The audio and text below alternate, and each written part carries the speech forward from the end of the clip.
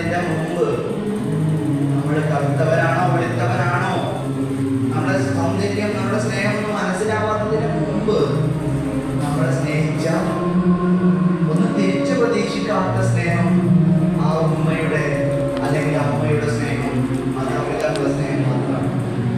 ഒരുപാട് വൃദ്ധസദനങ്ങളിൽ പറ്റ മക്കളുടെ കൈകളാൽ അവിടെ കൊണ്ടുപോയി താമസിപ്പിക്കുന്ന എത്രയോ ഭാഗ്യരായ ഉമ്മമാരുണ്ട്.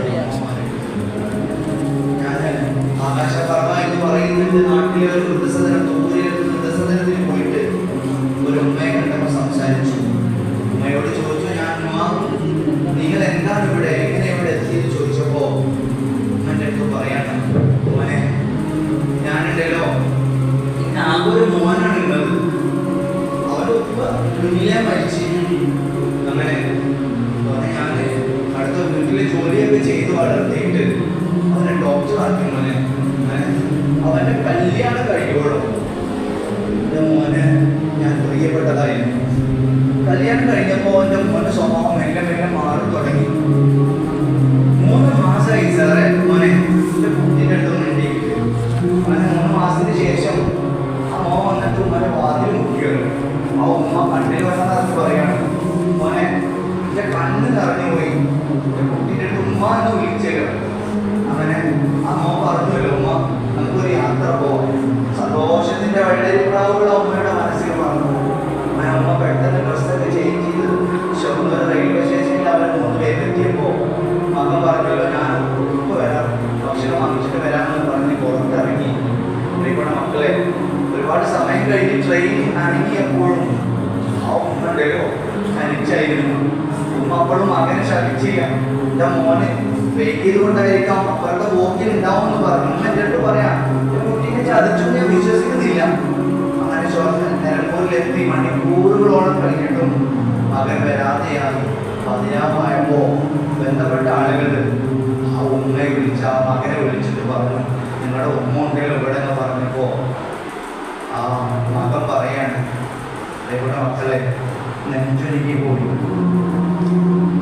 ഞാൻ ആ തള്ളയെ ഒഴിവാക്കിയതാണല്ലോ, ആ തള്ളയെ ഒഴിവാക്കിയതാ, കഷ്ടപ്പെട്ട് ഒഴിവാക്കിയതാ.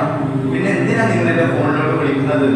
അവര് പേരും പറഞ്ഞിട്ട് 10 മാസം ഗർഭം ചുമന്ന് നൊന്ത് പ്രസവിച്ച ഉമ്മയെ എനിക്കിനി വേണ്ട, നിങ്ങൾ എന്ത് ചെയ്തോ എന്ന് പറഞ്ഞു. പ്രിയപ്പെട്ട മക്കളെ, ആ ഉമ്മയോട് നിങ്ങളെയൊക്കെ പ്രസവിച്ചപ്പോഴല്ലോ ആ ഉമ്മയോട് ഡോക്ടർ ചോദിച്ചോലോ, ഒരു ഉമ്മയോട് ചോദിച്ചു, ഉമ്മ മുക്കിൽ കൂടി മുറിച്ചു മാറ്റിയപ്പോ ചോദിച്ചോലോ, ഉമ്മ വേദനിക്കുന്നുണ്ടോ എന്ന്. ആ പ്രിയപ്പെട്ട ഉമ്മ പറഞ്ഞത് എന്നറിയോ, എന്റെ കുട്ടിക്ക് വേദനിക്കുമെന്നാ. ആ ഉമ്മയെയാണ് ഇന്ന് നാം അവഗണിക്കുന്നത്. ആ ഉമ്മയെയാണ് നാം ഒന്ന് മനസ്സിലാക്കാത്തത്. നിങ്ങളൊക്കെ ഉമ്മയോട് പറയുന്ന ഒരു വാക്കുണ്ട്, ഉമ്മ നിങ്ങൾക്ക് എന്താ അറിയാം, നിങ്ങൾക്ക് എന്താ അറിയാം ഈ കാലത്തിനെ കുറിച്ച്, നിങ്ങളൊക്കെ തള്ള വൈബ തന്ത വൈബ എന്ന് പറഞ്ഞ് നമ്മൾ തള്ളുമ്പോ ആ പ്രിയപ്പെട്ട ഉമ്മ എത്ര വേദനിക്കുന്നുണ്ടെന്ന് ആലോചിച്ചോ. നിങ്ങളുടെ ഉമ്മനെന്ന് ആലോചിക്ക്. എടോ, നമുക്ക് എന്തെങ്കിലും അറിയുന്നുണ്ടെങ്കിൽ, നമ്മളെന്തെങ്കിലും പഠിച്ചിട്ടുണ്ടെങ്കിൽ അത് നമ്മളുടെ ഉമ്മ കാരണം. എടോ, പാതിരാവിന്റെ യാമങ്ങളില് പുരാകുരുട്ടില് നമ്മളൊക്കെ ആ ഉമ്മയുടെ താരാട്ട് പാട്ട് കേട്ടാണ് ഉറങ്ങിയത്. ആ ഉമ്മയോട് ഒരു കവിയോട് ചോദിച്ചു, ഏറ്റവും മനോഹരമായ കാവ്യം ഏതാണെന്ന് ചോദിച്ചപ്പോ ആ കവി ഈ താരാട്ടുപാട്ടാണ് ഉത്തരം പറഞ്ഞത്. നമ്മളൊക്കെ കേട്ടുറങ്ങിയ സുന്ദരമായ കാവ്യം. ഇത് കേട്ടുറങ്ങാത്ത ജന്മങ്ങൾ കുറവാണ്. പ്രിയപ്പെട്ട മക്കളെ, ഉമ്മക്ക് നേരെ കയ്യോങ്ങുമ്പോ നമ്മളൊന്ന് ആലോചിക്കേണ്ട ഒരുപാട് കാരണങ്ങളുണ്ട്.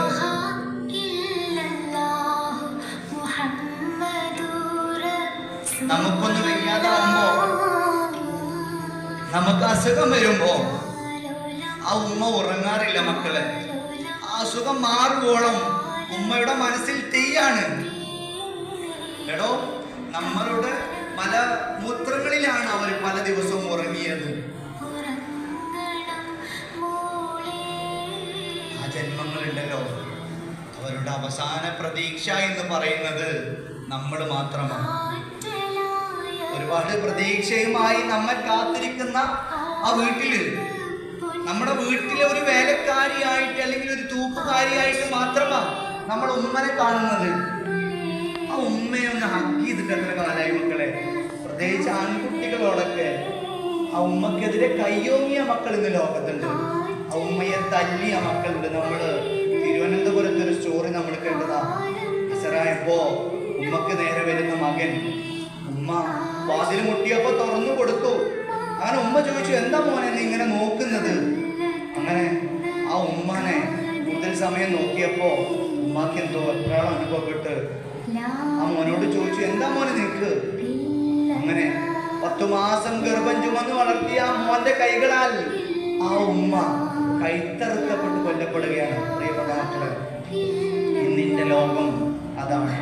ഉമ്മയെ മനസ്സിലാക്കാൻ ഇന്ന് നമുക്കാവുന്നില്ല. നമ്മുടെ കോളേജിലേക്ക് അല്ലെങ്കിൽ ക്ലാസ് മീറ്റിംഗിലേക്ക് കൊണ്ടുപോകാൻ പോലും നമുക്ക് ഷെയ്മേടാ ഉമ്മയെ.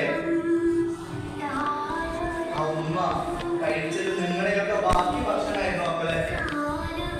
നിങ്ങൾ ചോദിച്ചിട്ടുണ്ടോ എപ്പോഴെങ്കിലും, ഉമ്മ നിങ്ങൾക്ക് ഇഷ്ടപ്പെട്ട ഭക്ഷണം ഏതാന്ന് ചോദിച്ചിട്ടുണ്ടോ? പ്രിയപ്പെട്ട മക്കളെ, ഇതുകൊണ്ട് ഞാൻ ഉദ്ദേശിക്കുന്നത് നമ്മുടെ ശരീരത്തിൽ ഓരോ അവയവത്തിനും ഓരോ പ്രവർത്തനങ്ങളും നമ്മളെ കണ്ണുകൊണ്ട് കാണുന്നുണ്ട് മക്കളെ, ചെവി കൊണ്ട് കേൾക്കുന്നുണ്ട്, വായ കൊണ്ട് നമുക്ക് ഭക്ഷിക്കാൻ കഴിയുന്നുണ്ട്. പക്ഷേ നമ്മുടെ ശരീരത്തിലുണ്ടല്ലോ ഉപയോഗശൂന്യമായ